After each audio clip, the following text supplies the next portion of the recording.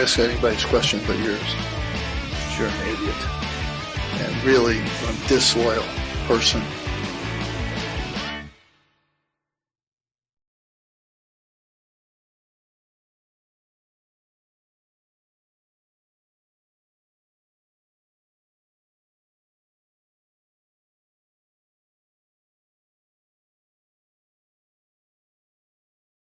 Let's try that again. Welcome to this week's edition of Disloyal Idiots, a Fans First Sports Network podcast. I decided to mute everybody. I'm Steve Haller. We're working with technical difficulties already, but the Orange have scored 100 points in 2 games, and we're here to talk about it. We do still have an APB out on Andy Pregler. However, we did get Mike Ostrowski to come in and pinch hit for him. So joining me are Mike and Christian de Guzman as always. What's going on, guys? I was waiting to see how long that took you to figure out. Well, my problem is I'm looking at the waveform for my recording and everything was fine because it's all local. So if you're listening on your podcast provider of choice, this is going to sound really weird. But on the live stream, hi, we have sound working. Oh god, that's great. So here we are. Guess what? We know technology. Yep. Kind of, sort of. Sure, we'll go with that. Like Syracuse kind of knows an offense. They know parts of an offense? Maybe. The other part of the offense is yet to be determined for a variety of reasons. By that, you mean my favorite part of the offense? Well, we'll get to that. For those the who most do important not part of an offense? Well, you know. Yep. For those who don't know Steve's particular area of expertise on this podcast and website that we write on, we will get to the big boys in the trenches in just a little bit. Before we let's talk about what just happened this past Saturday. Syracuse did win 48-7 over Western Michigan. This is the first time Western Michigan has been held to single-digit points against Syracuse in its third ever meeting. The first 2 were under Tim Lester, so clearly the Broncos needed Tim Lester to at least have a fighting chance in this game. Well, those XFL quarterbacks really come in handy. I mean, yes. Mike, you were there at this game, and it kind of felt like it might be scary after the first possession. And I think a lot of people in the Dome felt like this was going to be a lot scarier than it really was, especially after the first possession of that game. Yeah, you could hear a pin drop in there at that point, and even up in the press box, it was kind of a feeling of, what the heck did we just watch? Are we at the right game? We did find out pretty soon that yes, this was Syracuse and Western Michigan, and yes, the Syracuse offense woke up after that. But we were warned that Western Michigan is a good running team. I don't think we expected them to show it that fast. Yeah. Well, they were a good running team for one run. Right. So I was also there. I was as a fan, which is weird to do after so many years of being in the box. But the I walked in. I had my son's birthday was this past weekend, so we were at his birthday party, and then showed up to the game slightly late. And I walked in, and I'm like, "What?" Donald Glover meme with pizza box. 100%. Just walked in. I'm like, "Oh, things are on fire. Cool, great." So apparently we turned things around slightly, seeing that was the last points they scored, but problems were had. It was good to see. It was also good to see that the Tony White era of defensive adjustments carried over into the Rocky Long era of defense, because after that 75-yard rush on the second play of scrimmage from Western Michigan, Western Michigan was held to exactly -3 yards of rushing. Yes, that, carries on a couple of sacks here and there, but still the point still stands that Syracuse did pretty well to stuff the run and in general just stuff the defense as a whole. I guess we'll talk about that first, because it's kind of like if we're pinpointing positives, it's that yes, the Rocky Long defense looks pretty dang good. Yes, it's only against Colgate and Western Michigan, but it turns out if you bring in the person who created the defense that a lot of college teams are modeling their defense after, it's probably a good idea that, your defense is going to be pretty good. Yeah, is that how that works? You bring in the guy that knows what he's doing, and he still knows what he's doing. Apparently. Probably. Yeah. Probably. And it's definitely a good thing to see, because one of the big reasons why Syracuse went on the losing streak that it did towards the end of the season last year was because of the run defense. And yes, of course, that 75-yard run wasn't exactly the most enticing thing to see from Syracuse. But afterwards, the trenches batted down. The running lanes were blocked off and cut off. And while you're probably not going to see a offense that is of the weaker caliber like Colgate and Western Michigan were, it's still a good sign to see that this defense is living up to the billing in terms of at least the front end of the ones on the depth chart. Yeah, it's I don't know. I don't know how to put words to what I was going for. But yeah. We're doing good on the speaking front today. All right, I'll chime in. Hey, sorry. No, I it's all think good. also a good thing to point out this game, and like we said, granted, it's Colgate, Western Michigan, not exactly an SEC outfit out here, but second straight game with a turnover, second straight game with a pick six for a defense that it's been a couple of years since they really had forced consistent turnovers. I think that's a very good sign to see early on, where they going back to week one, where Christian, you pointed out how the corners are actually pressing at the line. They're willing to be a little more aggressive and not just play soft zone. I'm very pleased with that myself. I don't know about you guys, but I was going to say you said the sigh words of that made Christian. sigh of relief is more the right words instead of pleased. But it's still, and while those are good things to see, I will say it's still kind of jury's out on this secondary, because it just hasn't been tested, just in general, in these first two games. There haven't been like a lot. Both quarterbacks that Colgate and Western Michigan threw out, at least in the ones on their depth chart, aren't the type of quarterbacks that they're not Hudson Card. We're not going to see him in Colgate and Western Michigan, and so it's going to be a very different style of quarterbacking that Syracuse is going to face coming into the Purdue game coming up next week. So while the turnovers are nice to see, the first real test for the secondary, and you can say, I guess, the defense in general, is coming next week. Yeah, and that's, part of what when I was stumbling earlier, I had been pulling up the box score and looking at what happened for total passing yards for Western Michigan, and they finished the game with 220 yards in the air, 318 total offense, so under 100 yards rushing. But they're even against what should be a very subpar team, still threw for a decent amount. I will say most of those came at the end of that second half drive. Yeah. That 2-minute drive at the end of the second half that ultimately ended in the Simmons pick six. Yeah. But other than that, like, every single other drive was pretty buck standard to what we expected from just a 3-3-5 in general.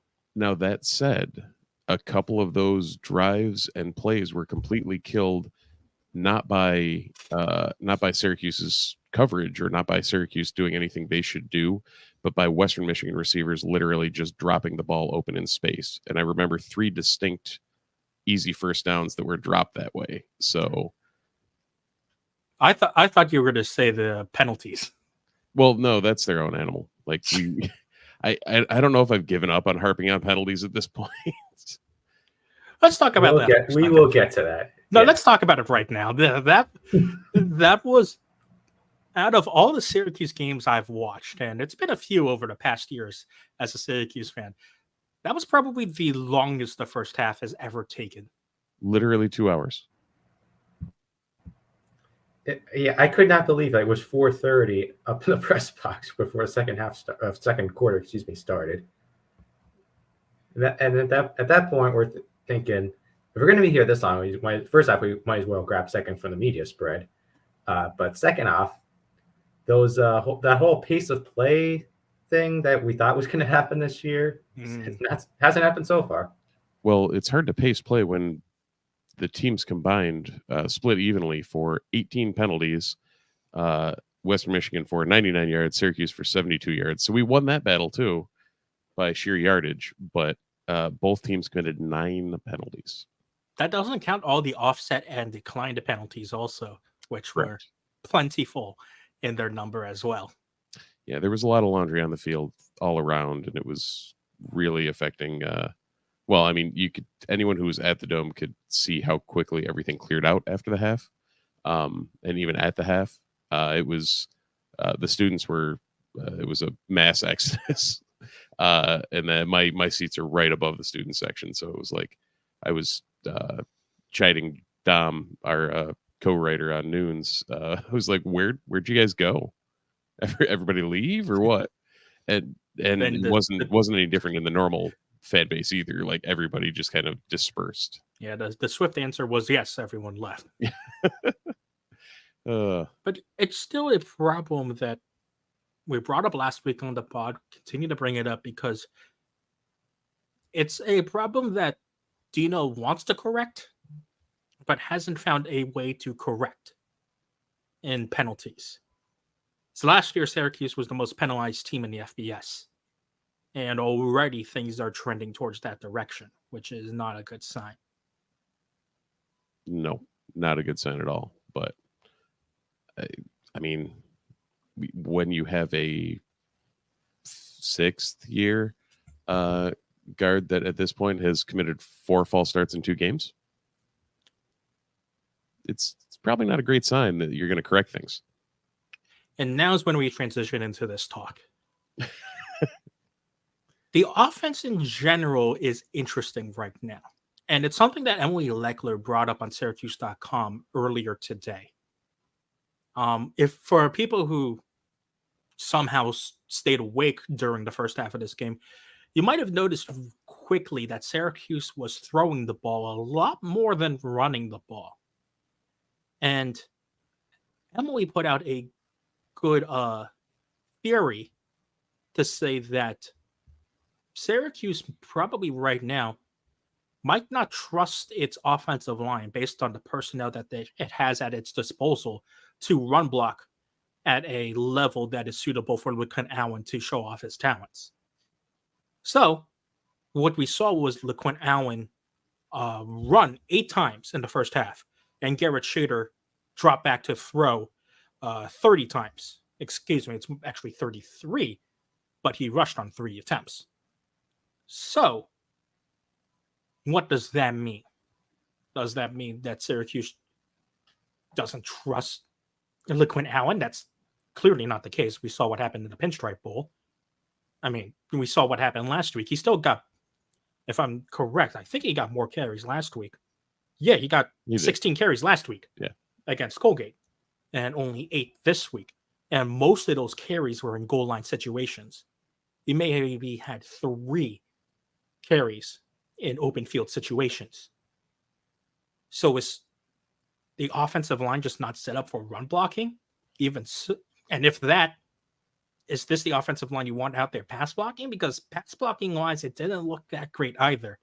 And if you had a quarterback who wasn't as mobile as Garrett Shader is, this might end up looking a lot different in terms of the amount of pressure that Shader received. He ended up with 0 sacks, which is probably more a testament to his mobility than his offensive line keeping him clean.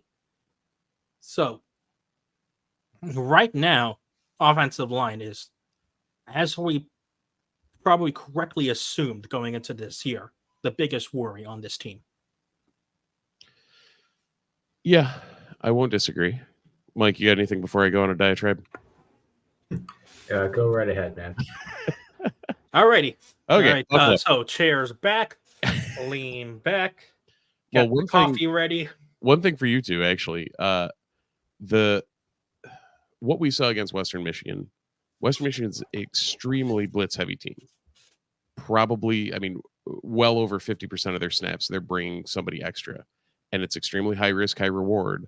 And someone like Garrett Schrader, who's able to evade pressure, leaves open a lot of those shots down the field for the 10, 15-yard chunks that we were seeing. In doing so, it does, unless, and I haven't had the time to go back and do an actual drive chart either of these first 2 weeks, but in doing so, you've got somebody extra coming that makes it look like the pocket's collapsing or makes it look like something's going haywire, more so than it does. I don't want to comment without knowing what's going on there, but in general, that right side of the line, especially now that we have an additional injury to the offensive line in David Wollabaugh, who went down. Was it end of the first quarter or was it in the second quarter? Either way, first half. End of the second quarter. Yeah. He went down. He was the starting right tackle, who we still don't know what in camp was the number one, like what the actual ones were with the line, because everybody's been injured all the time, which I feel like we've heard a lot of times with this offensive line, the Dino Babers era and beyond. Usually you need healthy people to push other larger healthy people around. We seem to not have that. Wow, what a concept. I know, it's crazy. It seemed alluded to in the post game, right, Mike, that there may be some returners or some faces coming back. Yeah, so I talked to Schrader. He said that Kalen Ellis and Joe Moore are both supposed to be back this week, which would be a blessing. But until we actually see them suited up Saturday night in uniform, not street clothes, I'm not exactly holding my breath. Right. Oh, right. That's a Saturday night game. Good Lord. Big Ten Saturday night, baby. Luckily, it's on NBC and not Peacock. Big Ten. Well, it will be on After Peacock. dark. It will be on Peacock, but it is also on NBC. Nice. Thankfully. Yeah, not a Peacock exclusive, thankfully. Yeah. So that'll be, it'll be a test to see who we get back. We've talked about Purdue as kind of one of those bellwether games of who's ready and who's up to 100%. Is there anyone else? We haven't touched on people going down, but is there anyone that's, what is that? Is that what music am I hearing right now? Some whatever Pittsburgh music you can think of. We've got Stone Cold Andy Pregler making an appearance here. Well, now you got to blast Renegade. You got to get some sticks going. Syracuse. Andy, I changed out of my Steelers stuff for this because I was too embarrassed to wear it after that game. Okay. I'm embarrassed I drafted Najee Harris as my first running back. Okay, one, I could have told you that was a bad idea. Mike could have told you that was a bad idea. Jalen Warren is the truth. ACC forever.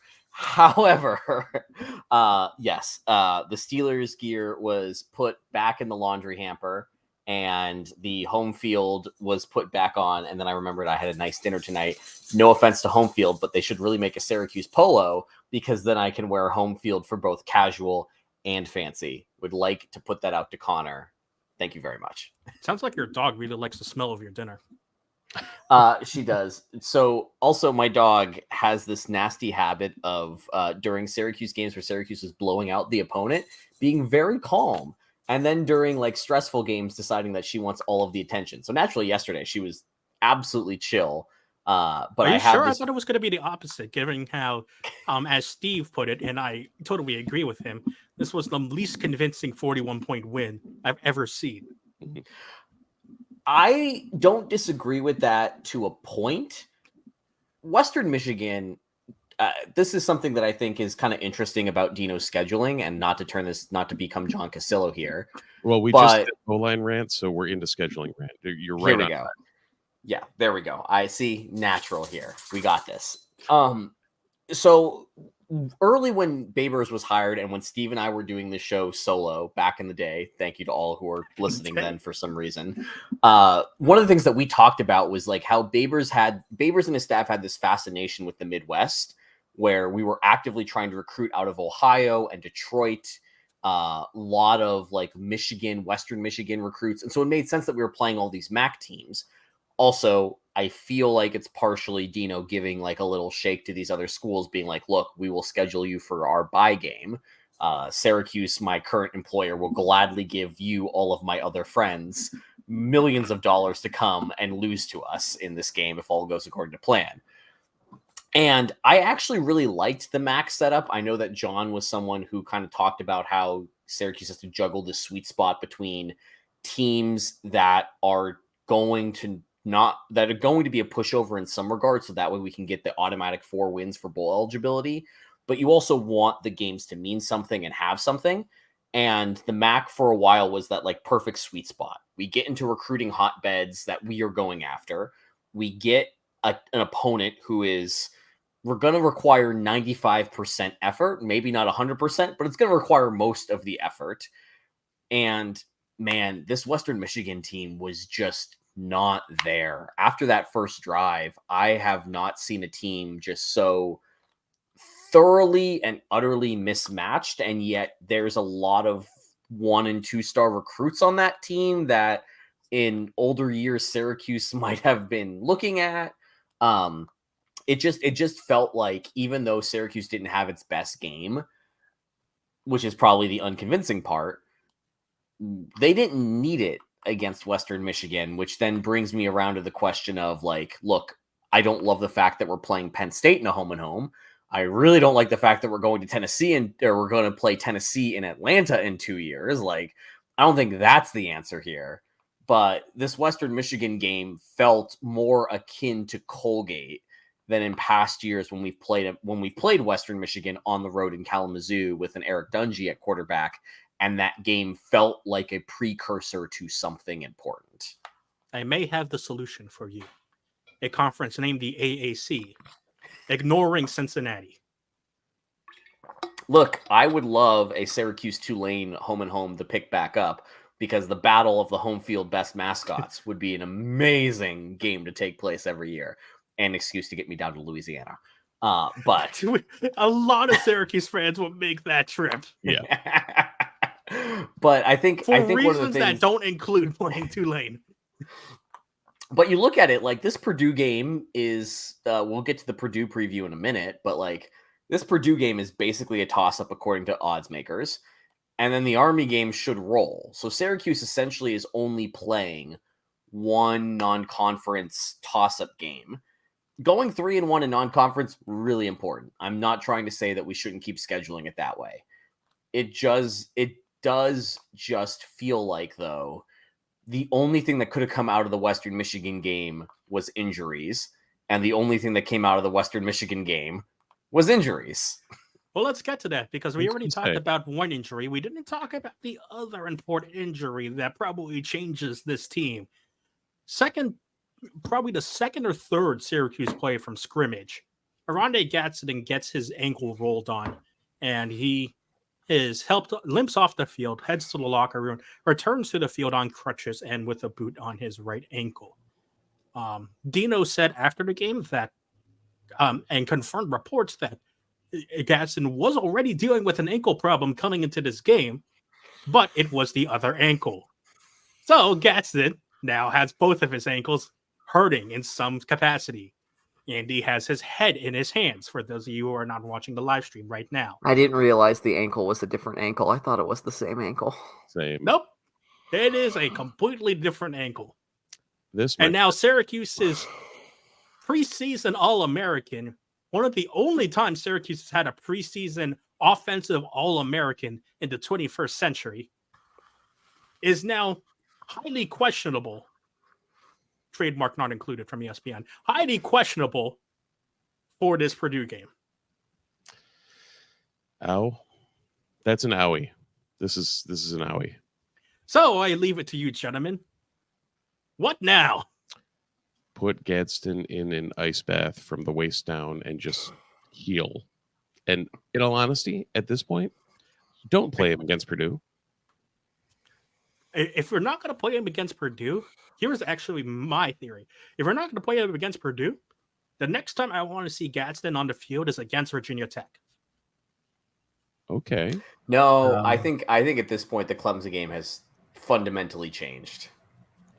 Because Charleston Southern played them tight for a quarter and a half? No, because they don't have an offensive. Their offensive line looks just as strong as our offensive line. That good, huh? I'll also make the case that Dable has completely lost that locker room.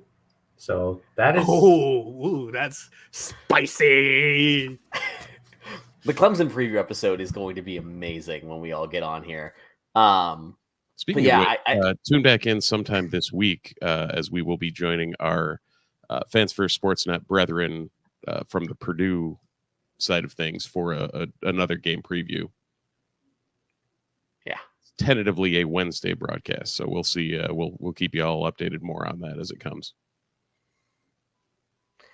So, going back to the injury at hand, I was personally okay because my favorite player on this team right now, and I've made it abundantly clear, is Isaiah Jones, and he stepped up in when they needed him to, because Jones essentially moved into that slot role that Gadsden was playing. Jones was the Y receiver, or the Z, I guess, in the right in the original formation as the second outside wide receiver, with the X being Damian Alford. But he moved into the slot that Gadsden was occupying and performed pretty well, as he clearly and quickly became the number one target for Schrader, because, as we know, Schrader likes to throw over the middle, and big guy over the middle usually means success. And that's what Jones is. A little bit smaller than Gadsden, but similar body type and frame. And he got up and caught a couple of balls, not just this week, but last week as well. And that should bring Syracuse fans a lot of confidence, at least in terms of, if Gadsden can't go, you seem to at least have a competent replacement. And a lot of Syracuse officials, I would say officials, like players and coaches, really liked Jones, especially at the beginning of last season before his season-ending injury in the Purdue game last year.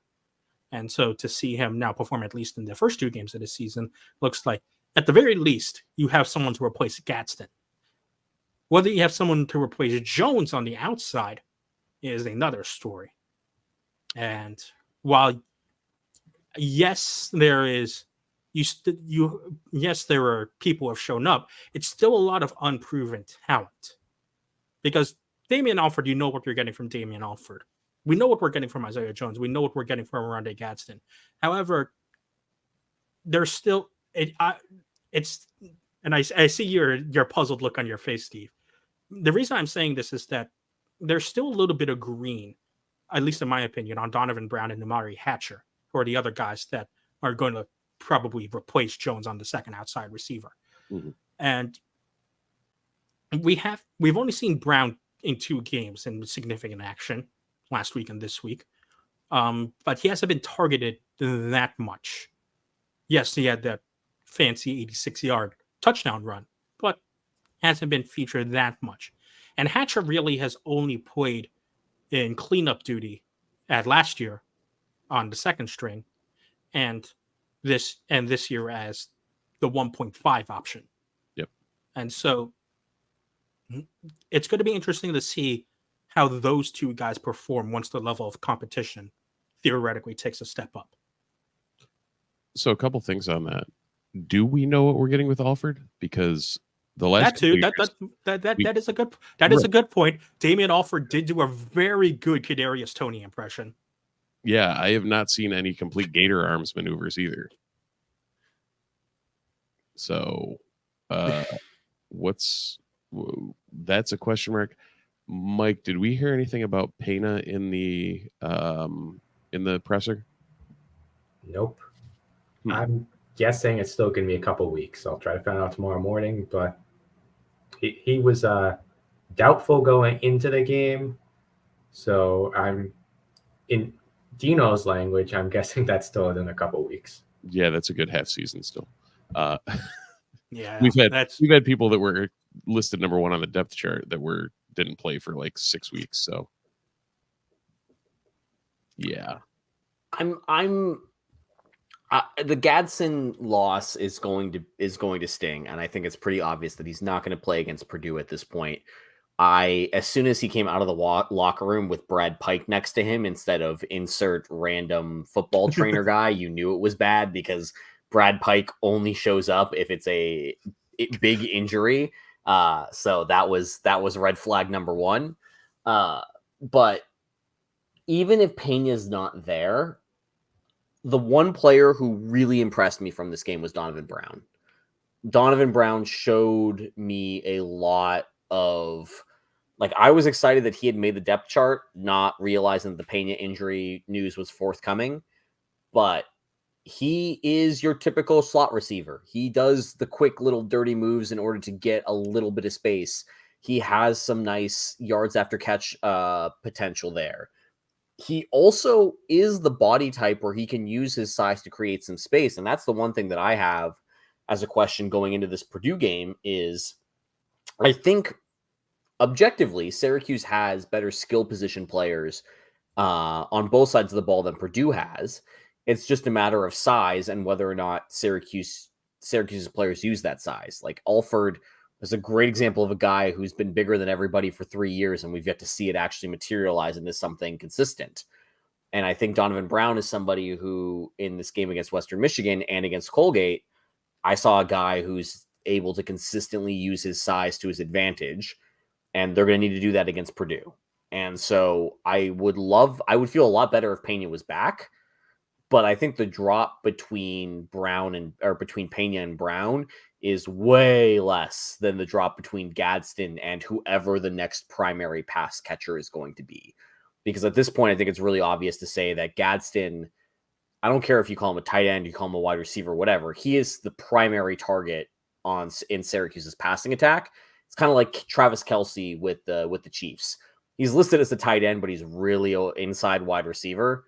And when he goes down, who is the number two? And how much confidence do you have in that?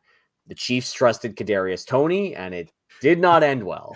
Well, The Syracuse has a lot of other options that they can trust, but I am kind of intrigued to see who that will be because Garrett Schrader has been somebody who over time has proven once he has somebody, he really does not like to move off of that one somebody. And a lot of these two Colgate and Western Michigan games have been spread the ball around. We need you to establish a rapport with somebody else. And Alford dropping a wide open touchdown pass isn't going to build that rapport. well, Christian did mention Isaiah Jones, which that seems likely to be the new 1A or new 1, because I don't know if there's really a 1B, but if I would have much rather had both of them out there running routes and catching balls because, well, that's talent. But having Jones out there at least gives us an option. It doesn't leave us completely blank. There is a third option. A triple option, if you will. Could be a triple option. And it's happy you bring up triple option because it does involve running back. Because remember, one of the things we really liked about LaQuinn Allen last year was his ability to receive. And if you're only going to rush him 8 times, you might as well throw to him a couple of times. Well, and that's one of the things we haven't seen this year at all. So is this part of Dino's cookbook for whatever's happening in West Lafayette, Indiana? And correct me if I'm wrong or if memory serves me incorrectly, but Beck called the plays on the Pinstripe Bowl also. Yes, he did. Yeah. So he knows what plays work to draw up success for LaQuinn Allen. And the Minnesota secondary is a lot better than a lot of the secondaries that we're going to face this year. Yeah. So again, if you trust your offensive line right now to pass block a lot more than they run block, you might as well have them pass block and have the running back throw a chip and leak out. Well, that's for one, LaQuinn Allen is a mild step up in pass blocking from the glory that was Sean Tucker attempting to block things. but him trying to slide off into a delay route against a team that's not going to be bringing pressure. Purdue may bring pressure, but not like what Western Michigan tried to throw at us. You're basically having to man up everyone in the secondary, and if you get that delay, that could open a lot of space underneath, and that might be something they're looking to exploit. Well, we might as well get into it, but before we get into it, Andy, you know about this part of the time. Why don't we tell us about our friends at Home Field? Home Field Apparel, makers of all your fun things. Warm, cozy, fuzzy, old school, vintage, comfortable. Whatever adjectives you want to use that are positive when you refer to a t-shirt, a hoodie, a jogger, a sweatshirt, Home Field is probably going to fit that word because they are just a great brand based out of Indianapolis who make the finest vintage clothing for all your favorite college teams. Steve is rocking, if you're watching us on the Twitch stream, he is watching the vintage NDSU. Let's go FCS. I was earlier today rocking the vintage Cuse dad hat that they make. They have a lot of fun things. And if you would like to take part in this fun Home Field tradition that we have, use promo code NUNES23, NUNES23, for 15% off your first order at Home Field Apparel. I guarantee you will not be disappointed. I was rocking the Syracuse 1959 National Championship t-shirt this Saturday while I was hosting a bunch of friends for the game. Multiple people asked me, where did you get that shirt? Who is making a shirt for the 1959 Syracuse football team? The answer is Connor and his sicko friends who will make a t-shirt for anything good that your school ever did. He's kind of awesome like that. You should definitely take advantage of that with the promo code NUNES23 for 15% off your first order. They also happen to have a very extensive Purdue collection because of the aforementioned Indiana-ing of their home base and their location. And I think I believe Connor and the crew are hardcore IU fans, so they will go boiler down. We are united this week as Syracuse and Indiana are aligned on the anti-Purdue chart. But as I kind of mentioned earlier, opening line is Syracuse -1 at some books. I think that you're going to see some fluctuation on that. It feels weird, but also if you look at the advanced metrics, Purdue lost to Fresno State at home. They only beat what people expect to be a bad Virginia Tech team by 7 on the road after a 6-hour lightning delay. After a monsoon. Yeah, I don't know if we actually know anything conclusive about Syracuse. We know that Purdue is pretty much your bellwether 5-7, 6-6 team. And going on the road, it is going Syracuse. to be, well, that's not us. Well, here's the thing. I have been on the bandwagon for Syracuse 8-4. I am not getting off of that bandwagon, even with the Oronde Gadsden bad ankle. However, ankles. Yep. I still have to mentally recalibrate the fact that it's not the one ankle; it's the two ankles. I think if you objectively look at this game, Syracuse has the better skill position matchups at every position. Like when you go cornerback versus wide receiver, I think Syracuse's defensive backs are better than Purdue's wide receivers. I think Syracuse's wide receivers are better than Purdue's defensive backs. I think Syracuse's backfield is better than the linebackers, yada, yada. The only area where you can't say that Syracuse definitively has an advantage is in the trenches on both sides of the ball. And if there is one thing that can equalize out a game, it's the trenches in a road game.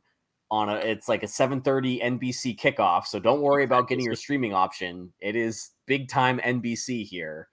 It is also the Purdue family weekend, so it is a sold out game. It will be a Purdue crowd. This is one of those games where I would really like the Syracuse offensive line to do that thing where they, for 4 quarters, all of a sudden perform like it's nobody's business, a la Clemson in 2017. Like, we've seen it happen before where they just miraculously gel for one game and one game only. But It Yeah. is It's usually anytime they put step on the field against Clemson, some ungodly reason. See, Andy, the problem with your thesis and dissertation is that in order for Syracuse's offensive line to step up, it requires Syracuse to have said offensive line. Correct. See prior rant. So Andy, how long have we been doing the show for? Oh, I mean, we did it during the pandemic season, so pre-pandemic. Yeah. So at least once in our career doing this show, I would love to just have an offensive line that sucks less than, well, just doesn't suck. Doesn't completely suck. That's all I'm asking for. Just give me a baseline. And like, it's not like we have a lot of talent on this offensive line right now. And that's the weird thing is it's like this weird amalgamation of people that don't know how to play with each other yet. And then we end up in this situation. Like we've had lines that are just bad. This one I don't think is bad. I think we just haven't figured the personnel out and we don't have healthy bodies, which is I think what it is, it's another copy and paste of the last two lines, which is your left tackle is pretty good. Probably going to get drafted. Your center is actually kind of solid. Probably won't get drafted, but he'll hold his own. Everyone else is like, right. Now, if we get Kalen Ellis back and are able to switch Bleish over to the right where he actually looks more comfortable and maybe do something. Doesn't jump the gun. Right. And then doesn't do what the Kansas City right tackle did. Yeah. Or what he's done 4 times. That's NFL rules, Christian. He can totally do that. What, play a slot receiver like Chris Collinsworth said? Yeah. I think, I mean, the heir apparent to Aaron Service has appeared, and his name is Chris Bleish. But no. I will not stand for that. You won't stand, or you won't take a 15-yard penalty for that. Oh. Penalty declined. Replay. Second down. Yeah, I think it's really apparent that we talked about it last year a lot with the new offense that Ane and Beck were trying to install, where it was really clear that the offensive line was not used to the timing of the motion set offense. That excuse does not carry over into a second year, but it's really clear that they are trying to do a lot of timing-based things. And for whatever reason, there are just certain guys on this team who seem unable to be managing both like calling out protections and also working within the timing of the motion offense. And I think that is something where, you know, Steve, again, going back to the days where it was just you and me and we were early on talking about this, we saw Dino go through a shift with his offensive lineman where he stopped trying to get the 280-pound, you know, agile Oregon type of lineman. And he was firmly in the camp of like, if I can get a big guy who can play, like I will get a big guy who can play. And I feel like across the board, and again, this is me talking about offensive line in a way that I'm probably not qualified to do so, but I feel like being an offensive lineman now, like it's just an evolution of the position in the same way that so many other positions on the field have had to evolve. Like as an offensive lineman, defenses are going to be doing a lot more complicated looks. Like they're just not going to be like sprinting ears pinned back at a specific gap and you call out what if they're going into the gap or not. You also have to be aware of all the motioning that's happening behind you, and there's timing that goes into these plays. It's just become a much tougher job to do, and you'd almost rather have a player who's either undersized or less experienced, but more comfortable in that system than have a guy who's experienced playing a very traditional way. And again, like this sounds like subtext for like me saying that we should be pulling X, Y, or Z guys out. It's just more of a situation where I think we're watching a transition happen among the player pool that Syracuse has to work with. And we've seen in the past that Dino has been rewarded by going younger, by going more inexperienced, but was somebody who's far more comfortable within the overall system that's taking place around them. And I think Kalen Ellis being hurt does throw a giant wrinkle into this line. And I'm not sure when he's coming back. Like Mike, I have I know Garrett Schrader had the quote, but I don't know how confident other people are in that. But I feel like Kalen Ellis is somebody who, if he was starting on this line, we'd be talking about this unit a whole lot differently. You did literally say a giant hole, and well, it's Ellis. Also, Yeah. for the record, and Mike, I didn't mean to interject, but I have to point out that like a tear almost came to my eye. Like after all these years, Andy, you've officially made it. You're welcome, Steve. Mike, welcome to the Hive Mind. Do I want to be here? You're here, but whether you're by choice or not. Right. You consciously said, yes, I will come on the show. Yeah, that I did. Anyway, Ellis. All I can say with him is that I saw him during the middle of the first week of class. He had a brace on his calf. I have not seen or heard from him since, so that's all we got right now. How about we lighten this mood up with numbers? Or maybe not, because you could take these numbers in very different ways. Our good friend at our former SB Nation colleague, Bill C., now working at ESPN, always puts out his great SP Plus charts every week. And they were updated this morning. Purdue is sitting at 61. For those who haven't looked in the Slack yet, where is Syracuse? I looked in the Slack, so I can't answer. I'm going to guess that they're somewhere in the 40s. Mike, how about you? I mean, I did look in the Slack, so can I say it or? I will break it to Andy that Syracuse is sitting at a cool 28 in the SP Plus. What? And this is Andy's reaction because for years he's been championing Bill's rankings and what this all does. So if you can't see the actual visual on this, I think we broke Andy. This is supported by a 44 ranking, a very on brand in the offense, a 27 ranking in the defense, and somehow an 8 in the special teams. Sure. Was that all Jack Stonehouse's punts? All 2 of them.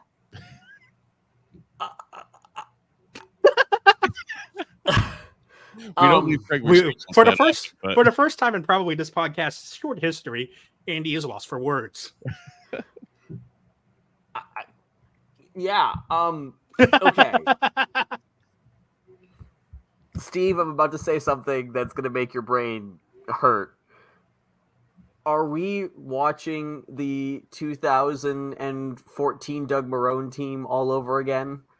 Like the team that was actually very good, but the schedule kind of screwed them, and they ended up finishing 8-4, going to the Pinstripe Bowl, and everybody was like, "Oh, it's a ho-hum Syracuse team," but in Bill C's metric, they were a top 20 team. Like, Is that what we're heading towards? Because if that's what's going to happen, I am going to be insufferable online. That was 2013. You do not want to mix that up for the 2014. Correct. No, that was actually 2012. Because 2013 was Schaefer in the Texas Bowl. 2014 was very, very different. Yes. Sorry. Yeah. Yes. The And last also- Marrone year. And also, there's no way we're going to the Pinstripe Bowl when we're already playing a game at Yankee this year. So there's that much at least. Oh, I've so seen you guys weirder did not things. see the ESPN Bowl projections from today. I did. There is one Kyle Bonanagra who believes that Syracuse is going to play the Gator Bowl against Auburn. Which a Syracuse-Auburn rematch in the Gator Bowl. Sean Keeley might come out of retirement and have a expletive Pat Dye shirt ready to be made for everybody in the Syracuse section. Oh, if that happens, we are having Connor make those shirts because I need that to be comfortable. This podcast has already gone off the rails, and this is what happens when I join late. I regret nothing.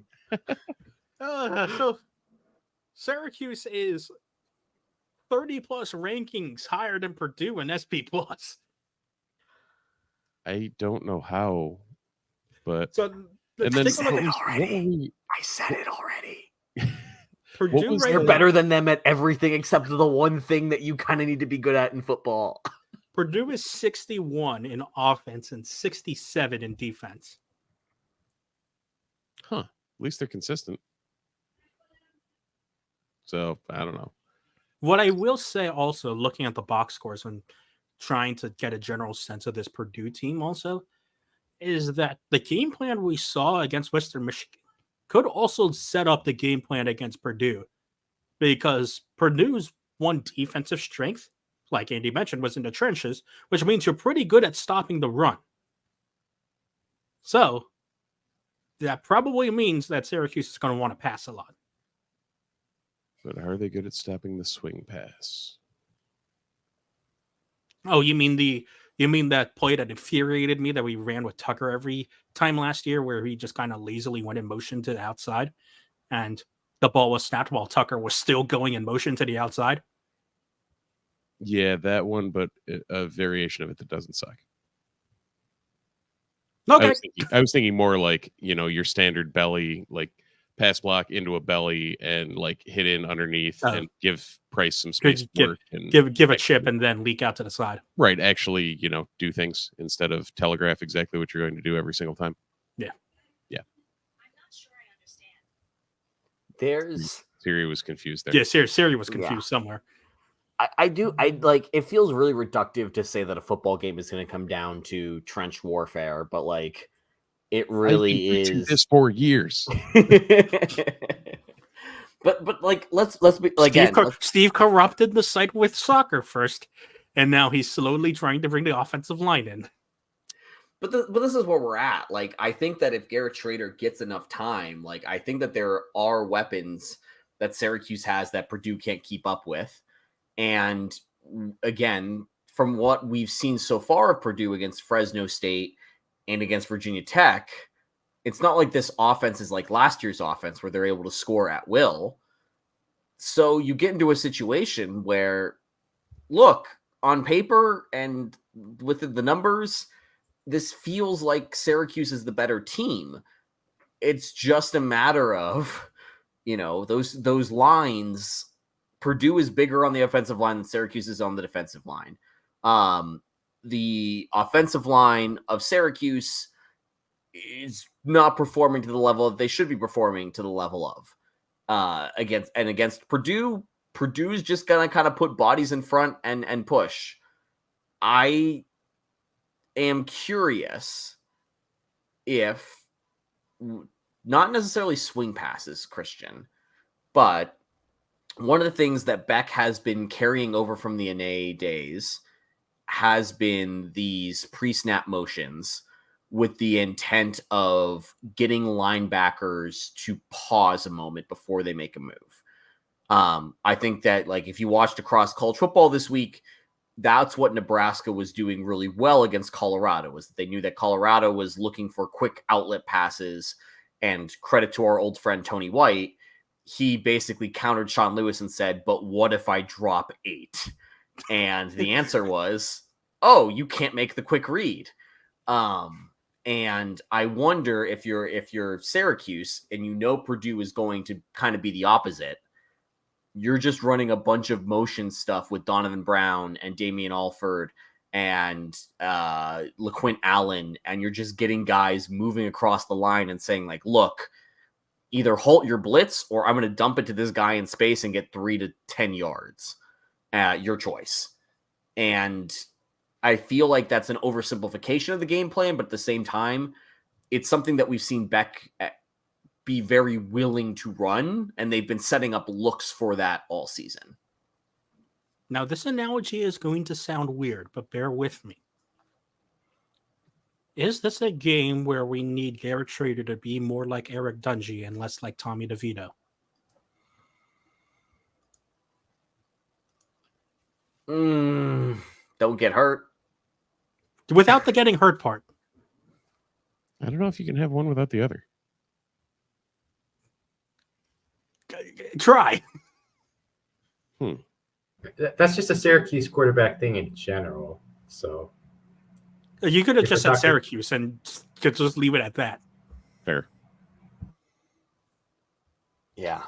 Because I guess- we've celebrated the fact that Schrader has kept his eyes downfield when he scrambled out of the pocket, and because for good reason. I think what we saw last year and the years before, was Schrader was too quick to scramble and too quick to tuck and run.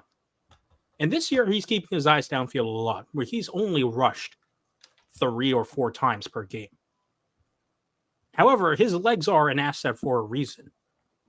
And so if Purdue is actually going to do that Tony White thing of counter motion with coverage, then why not have Schrader take a go at a linebacker who he probably, in his mind, at the very least, knows that he can outrun and outjuke? I'm actually curious what were his stats were last year against Purdue, because this will give us a good indication of what Syracuse might want to try into. Yeah, I'm intrigued here because I think that there's a non-zero chance this game ends up being a shootout in some way, shape, or form. And I think Syracuse can hang in that game.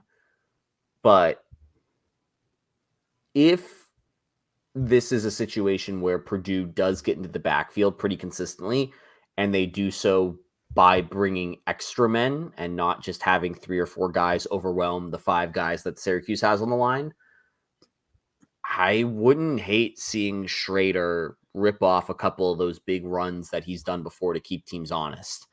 Like, this kind of spiritually, like, this game feels like the Virginia Tech game from a couple of years ago.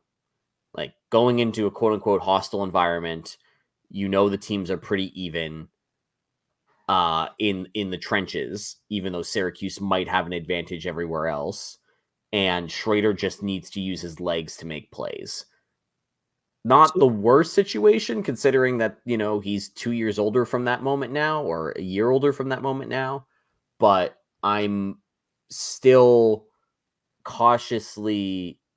Actually, I'm not cautiously. I'm just straight up concerned about a situation where we are actively allowing Garrett Schrader to get hit hard when he is still, quote unquote, recovering from his injury.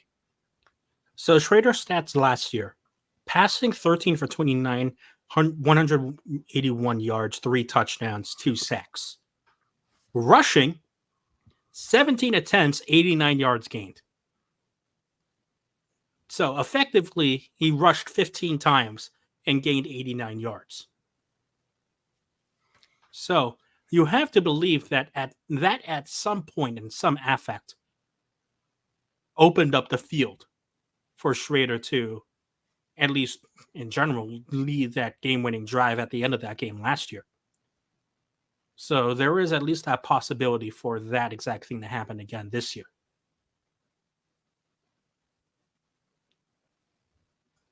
Steve, you've been quiet. I've been looking at a lot of numbers and PFF grades and all sorts of weird things, and trying to figure out anything about this Purdue game. And I can't figure the Syracuse team out. I can't figure this Purdue team out. So I don't know how or what or where to go from there. It seems like, I don't know. It's a conundrum at this point between everything we're seeing on the Syracuse side and then, like, the entirety of what Purdue has done on PFF looks like a just amalgamation of whatever. So here we are in week 3 and still know nothing about this team. There is nothing more Syracuse than that. Like we have 100 and something points of offense, and we have given up 7, and we're talking like this. Like, I don't know. It's Syracuse, I guess. Is that the only definition or only response? Yep. Sounds about right. I don't love it any more than you clearly do, but I think a lot across the ACC, we saw that this week was the like proof of concept game for a lot of teams. This feels like the proof of concept game for Syracuse. Like, I would not be surprised if this game comes down to whoever has the ball last. I would not be surprised if Syracuse wins this game by 10 plus points. I would not be surprised if Syracuse loses this game by 10 plus points. Like, I think all of these, like, I think the range of outcomes is a plateau. Like, it's just all kind of equally likely that it all happens. And this game will show us, is Syracuse a top half of the ACC cul-de-sac team? Like, are they in that tier of teams that is nowhere near as good as FSU and UNC, but could beat Pitt or Clemson because those teams just aren't nearly as good this year? Or are they in that middle class of team where it's like, look, you're 6-6 and how you get there is going to be weird, but you're going to be 6-6? Or are they going to be down with Virginia Tech and Georgia Tech where you're probably going to be lucky if you get to a bowl game, and in reality you're somewhere along the 4-8 train? Like, At least we're not Boston College. Point. Yes. Also, you were talking about the UNC team that needed double overtime to beat Appalachian State, right? To be fair, that game should have never gone to overtime because of kickers, but kickers are part of the team, so fair. All I'm saying is that Brady Tenenberg's not missing that kick. Right. Like, again, I would like to remind everybody that in 2018, that the year that Syracuse was good, SP Plus did not love them, but it loved their special teams. It had Syracuse as a top 5 special teams team in the country. And it's because they had a kicker that did not miss gimme kicks, which apparently puts you in the top 90% of college kickers. And the punting and return game was enough to consistently win the field position battle. And I think we've seen that so far with this team. Again, Purdue is going to be a different test than Western Michigan and Colgate, but jury's still out on return.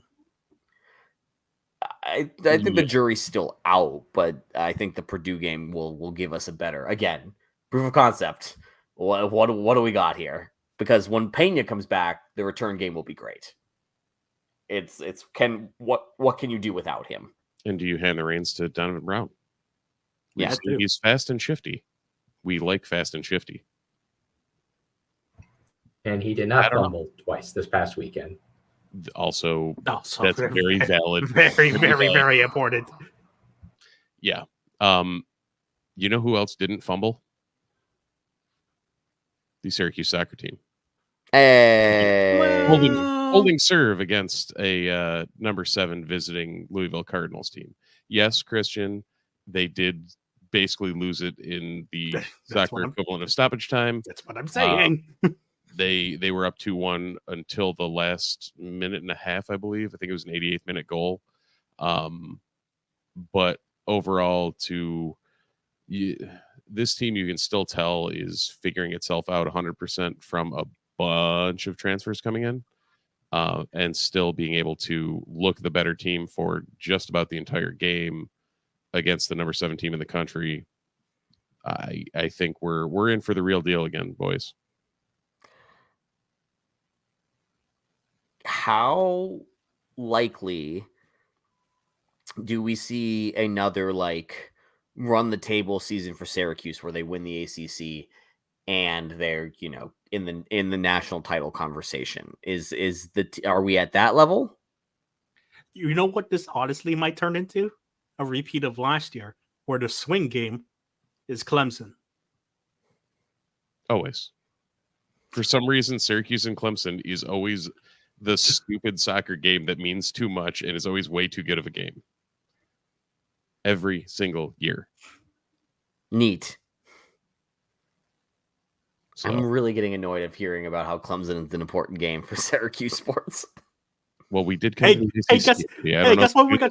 Guess what we get to talk about next year? Well, the important team for Syracuse soccer is now Stanford. Yep. Because when we thought the ACC was a meat grinder, guess what? We got more meat to grind. Let's add let's add the school whose basic directive is, oh, the Director's Cup. Let's win that. Right. Hey, at least we got him in lacrosse. Hey, I'll actually give him a few years. Yeah, fair. Stanford really does need a men's lacrosse program. No, they'll be good at it. We don't need another good lacrosse program to take away players that Syracuse thinks that they can just have show up on campus and be great. Anyways, that's my lacrosse take. We're not getting into that yet. We'll make Not that time of the year. We'll make sure That's to Greg a- got in when that happens. That's in about 4 or 5 months. You know what's not in a few 4 or 5 months? Syracuse football playing Purdue this Saturday night, NBC 7:30. We will be back here Sunday night next week to recap whatever the heck happens in that game. I am very scared. I think we are all a little bit nervous and scared, and it's gonna be a fun week on the site again. Like Steve said, we should be bringing it back at some point in time this week with our Purdue friends from Fans First Sports Network. Looking forward to that preview. But gentlemen, I know I showed up late here, but I feel like we covered our 2 directives: football and football. Am I missing anything? No, it seems like we hit it. Then thank you so much for listening to Dose Loyal Idiots, a Fans First Sports Nation podcast. We again really appreciate your support. If you are listening on your podcast platform of choice, make sure that you like and subscribe to Trick the Ottoman Empire, trick the AI into expanding the Ottoman Empire. There we go. Make sure that it's fine. Yeah, it's all an evil empire in some way, shape, or form.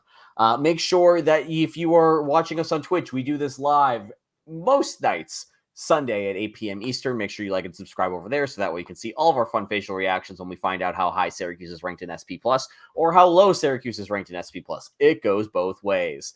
And if you are watching this or listening to this on our sister site, newsmagician.com, we again really appreciate the support. Really appreciate you continuing following us as we break out on this great adventure with our new friends. And as always, thank you to Home Field Apparel, who's sponsoring us and continues to sponsor us. Use promo code NUNES23, NUNES23, for 15% off your first order. Gentlemen, the Syracuse Orange is 2-0 and not getting any hype from the big national media, but from our friends and Stats Nerds Corners. If they win this week... You missed that we're 18 in the FPI? Well, FPI is for nerds only, Steve. It's the same people that use QBR. Only nerds use those things. When we start getting ranked in the AP polls, that is when we turn on the insufferable meter to 10. Actually, 9 votes in the coaches poll. 9. Actually, we turn it to 44, and then we go obnoxious level. But until then, we will continue to play the disrespect card. We are the orange team that is disrespected. Go Orange. Go Orange. Go Orange. Go Orange.